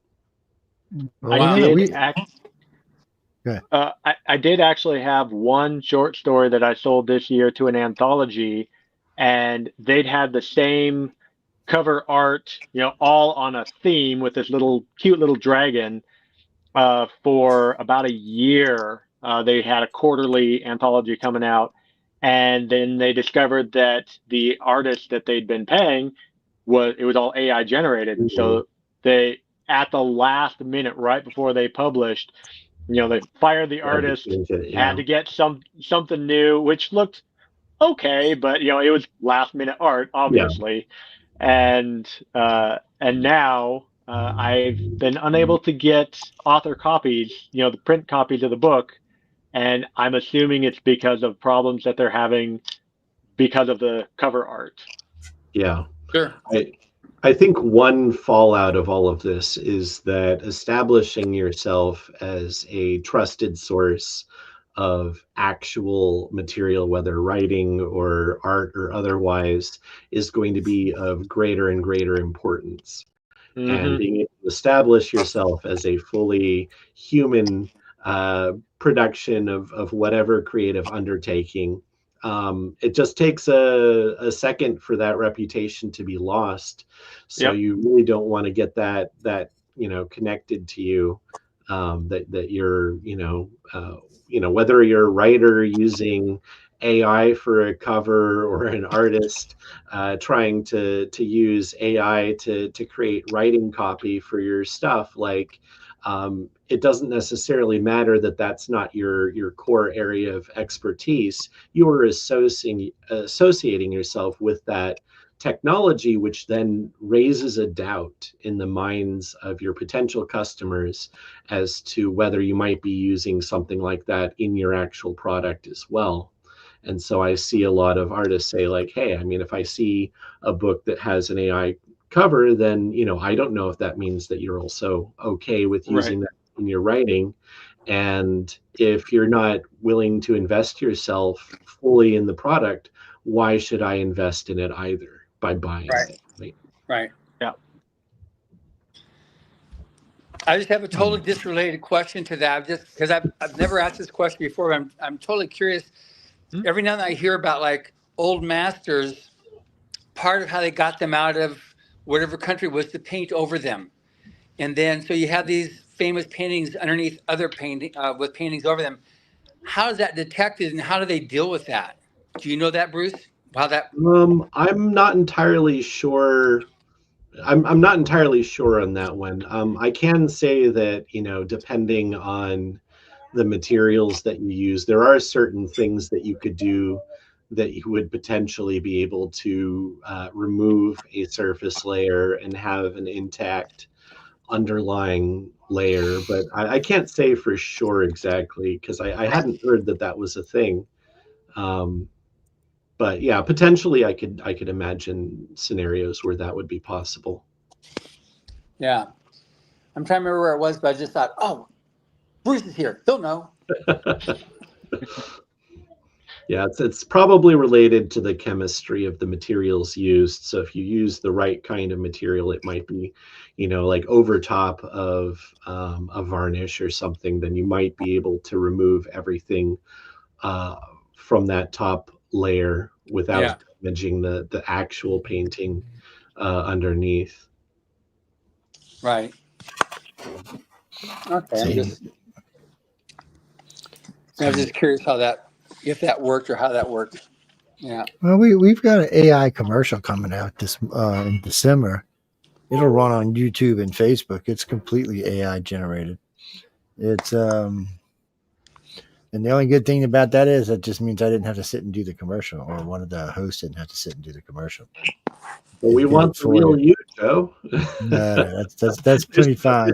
There's no It's replacement no, real no, no. you. It's That's Joe, and plenty he's a little fine. bit thinner, a little bit younger. His hair's a little bit truer color. That's right. We let the It, AI do it, and no, I should do good. and And then AI we Joe don't. has 6 fingers. Yes, we don't, but we don't really use it for 100 anything feet. else. Now, one of the banners for UF on the cover, it's AI generated. Jeff Weiner did it. This was like 4 years ago when AI. He came on a show just to talk about AI. Matter of fact, I called John the next day because I was like, "What the shit is this about?" Mhm. And yeah, he did that. We can't really use a lot of it because you can't copyright it. So Right. if Yeah. if if, if we're using something and somebody else decides to use it, well, we're just stuck. Right. They're going to get to use it anyway. Exactly. It's because we were doing some things we had thought about these little 5 minute shots, these little 15-minute shots. But the problem with that is you can make money on them, but anybody else who wants to grab them can make money on them too. Right. It Hmm You almost can has to bitch be all something.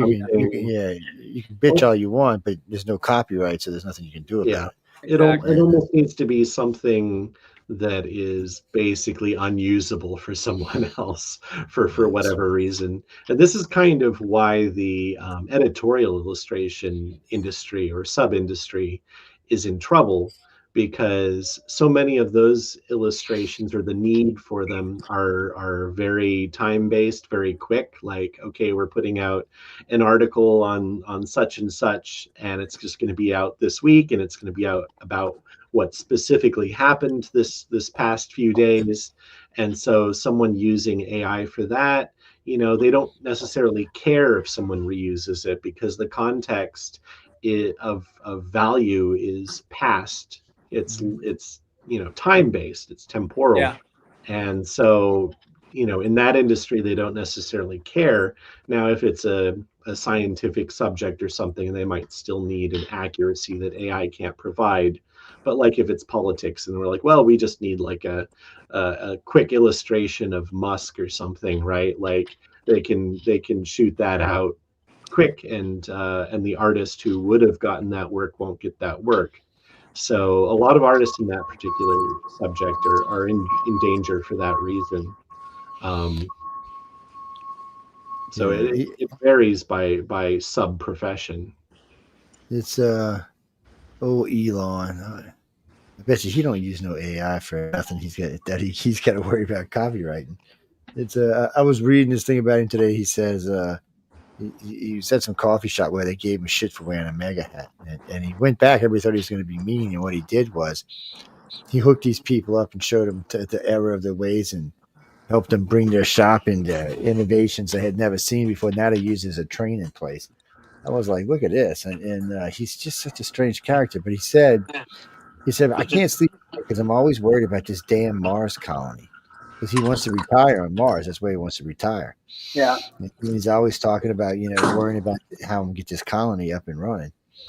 And I'm thinking, why don't you worry about the other 5 million things you got on your plate at the moment? We just calm down with the Mars. Mars will be there. It's not going anywhere. It's been there for a few billion years. It ain't going anywhere. He's a character that's for sure. I was surprised to see him come out in politics. That was surprising. I thought he would have stayed out of that, but I guess he decided not to. Well, you Jenny, start with microdosing, and then it gets you into politics. yeah, I know. Huh? It's crazy. No, Jenny, we don't talk about politics on this show, but we do talk about on news on the flip side. Yeah, you can come ask some kind of crazy questions over there. Yeah, those hosts that my co-host will love that stuff. Oh yes. they'll torture you for asking dumb questions like that. I'm just warning you ahead of time. Um, no, it's I don't know for y'all. I mean, I'll just ask y'all because for me, it's going to be a little bit different. But do you think the change in command is going to make any difference in money over the next couple of years? I mean, as far as generating income or having people have extra money or something. I I mean, it's mean, a it hard thing. definitely, yeah, it depends on the economics of it all, right? Like, if the wrong economic policies are put into policy and people, don't have money to spend or, don't feel safe going to conventions in another state because there's another pandemic coming through, like Yeah. there's definitely a lot of things that politics can affect our careers as far as all that goes. I've definitely seen a range of things happen just over the last few years since winning the Illustrators of the Future contest. Obviously, a pandemic came through, and that year I had planned to have 14 conventions, and suddenly Oh, I none know. of them were going to happen. So I had to pivot to fully freelance, as well as just sales from my website, which I had just established at that time. So having the ability to pivot to different income streams is going to be very key for artists, as things that we have, almost no control over Yeah. come through. And then after things started opening up again, you've got like revenge spending. People have saved up all this money because they weren't going anywhere, they weren't going to the bar and all the rest of that. So conventions were really good money makers right after that, because people were like, hey, I've got money burning a hole in my pocket and I want to get some art. And then it's kind of ramped off. This year, spending was down probably, depending on the show, somewhere between like 10 to 20%, because everyone was uneasy about the coming election, or possibly spending money on whoever their favorite politicians or political causes were. And so expendable income was not as often going into big purchases of art. Well, it is kind of crazy. I mean, I had last 20 so years have been pretty good, but for some reason, so we got lucky on the COVID. We were considered essential workers, so we were still working, but we couldn't do any remodel or anything like that because none of that was going on. Mhm. But between COVID and Cracker Joe, it cost me about 250,000 in savings, give or take. Because I have big bills. So when you're not making big money, you're still paying out big bills. The creditors don't really give a blank; they still want their money. Now, not to say it was because of him directly, because I've made money both on the Democrats and Republicans, so it doesn't really seem to matter, and not at least for me. What seems to matter is which way insurance is heading and which way the economy is heading. Now, I did get some calls just recently about some jobs that had been put on hold 2 years ago. They're feeling more better that the economy is going to be better, but that doesn't mean it's going to be. It just means they Yeah. feel like it is. Maybe we can wish it into a good economy. I don't know. I know I get some of my friends tell me, "Oh, it's a good economy." I said, "Yeah, because you make $300,000 a year. Of course, it's a good economy." Right. It's always a good economy if you're Yeah, making that kind of Yeah. I money, said, which but when you most make people under aren't. 200, this ain't a good economy. This is like we're all starving to death. I said, and you can't always lay on one individual. I mean, you can put some on the president, but it's not all just him. There's other issues going on out there. There's problems we have to deal with China and Russia and other stuff like that. And, I Well, mean, the I other, think, Well, yeah. yeah, and uh, really looking at it from the artist author perspective, uh, we always are going to have to pivot for yeah. something. It doesn't matter what it is. I remember a talk at Superstars I went to with Kevin J. Anderson, where he talked for an hour about every time that he had failed in his career and all the times that he had to pivot, um, most of the times because of things outside of his control. And and so the whole point of the conversation was to have multiple streams of income. Like you were talking about, Bruce, you've got the web store, you've got your in person, you've got your commissions. Mhm. Same thing for Patreon. authors. Don't have everything just in all your eggs in one basket. Have your books that you're selling. You have the conventions you're going to, trying to sell ideas to Hollywood, whatever it is, the being able to pivot as things happen. And so whether it's politics or economics or Right. another superbug that we can't control, having that ability to make the change, I think, is the difference between success and failure as an artist, because the world will not stay the same no matter how much we want it to. Oh, yeah, that's true. Well, maybe we won't see any super bugs, and maybe these two wars end, and maybe we'll all go back to making real money again, and that'll make us all happy. Chrissy, it varies. I mean, I've had really really good years. I've had really bad. I do construction, so some years are much better than other years. These last three have not been all that great, but um, the truth of it, you'd have to go back almost 38 years to find out me making this little bit of money. It's kind of sad, but fortunately, I own a maintenance company too, so that kind of offsets some of the other money. We got to go, guys and girls, but I'm gonna let Bruce. Any place you want to plug before we leave, or anything you want to tell them before we go? Sure. You can find me at brucebernaise.com. That's got all the links to all the things. These days, I'm building my presence on Blue Sky, and that's been seeing a lot of energy. So you can find me at Bruce Draws over there. Mm-hmm. Yes. Blue Sky, I'll tell you all about it. Come by Friday. I mean, come by Wednesday and we'll talk about it. No, it's the new X or the new Twitter, whatever you want to call it. It's Jack Dorsey's new program, Right? Blue Sky. It's so kind of like it's new old Twitter. Yeah, it is. It is. Well, I mean, it's really gotten active in the last month. Yeah, it's oh yeah, because you had a lot of people jump over the election. Well, not just that. Actually, the big thing that I was noticing is that Twitter was changing their terms, so they're going to scrape the whole site for Musk's AI Grok. And so all the artists, like the deadline was November 15th, and all the artists jumped ship right around then. They're like, okay, sure, you probably already scraped our stuff, but we don't have to actively let you do it. We can go elsewhere. Yeah, what's a good thing to do? It's a personal preference, whichever. I'll be on both of them because I do business, but it's a personal preference. I'm on every piece of I have 44 social media pages. Yes, we don't play around. We've got a lot of stuff to advertise. Well, I mean, like each one of my my personal Facebook page, which I have 3 of them, came with their own Instagram page. That's 6 right there by themselves. And now, thanks to Facebook, they all tied together in one massive messenger, which is kind of interesting, kind of aggravating, but kind of interesting. And then we have all the rest of them. But David, you want to tell me anything before we get out of here? Yeah, you can find me at davidhankins.com, and my book, Death and the Taxman, is available everywhere. And then Grimm's World Tales is going to be coming out January 28th, along with Death and the Dragon.